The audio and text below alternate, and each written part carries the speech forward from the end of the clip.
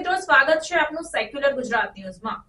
વિદેશી દારૂના ગુનામાં સંડોવાયેલ તથા નાસ્તા ફરતા આરોપીની ધરપકડ કરી ધોરણસરની કાર્યવાહી કરતી વડોદરા શહેર ક્રાઇમ બ્રાન્ચ।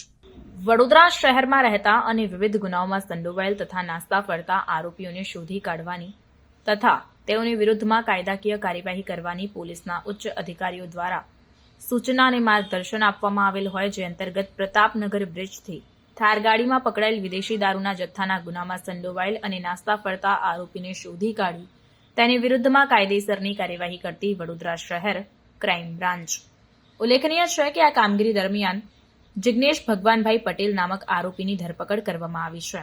આ સાથે જ ક્રાઇમ બ્રાન્ચના police inspector RG Jadeja, police inspector HD Tuvar, police sub inspector NG Jadeja તથા ટીમના ઉદયસિંહ, બિપિનભાઈ, અમુલભાઈ, સતીશભાઈ, બળદેવસિંહ, હિતેશભાઈ, જગદીશભાઈ અને કનૈયાલાલ નાવ દ્વારા ટીમ વર્કથી સદર સરાહનીય કામગીરી કરવામાં આવી છે।